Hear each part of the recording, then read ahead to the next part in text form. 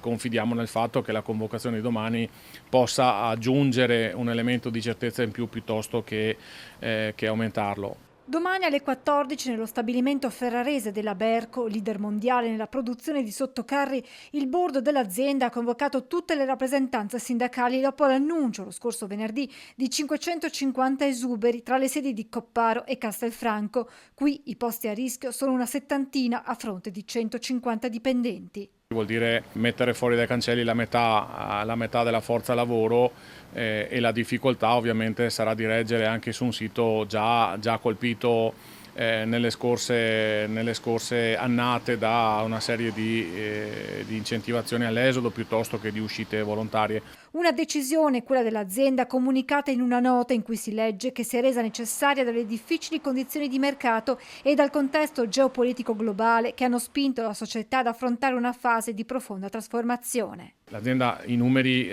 purtroppo ce li ha dalla sua parte e la condizione di difficoltà è netta.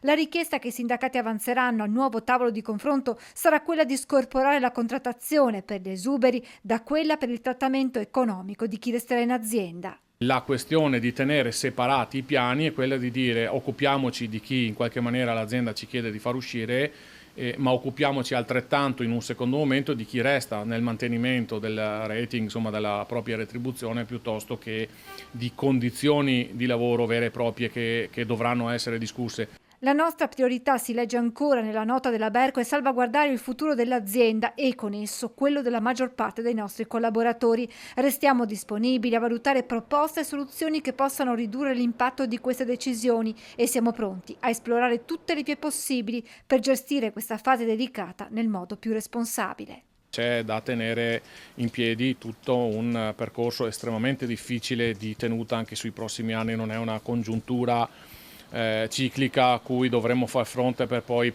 prospettarci annate più floride. L'azienda è stata molto chiara nel dirci che siamo in una fase di picco negativo e che dovrà essere governata per le prossime annate.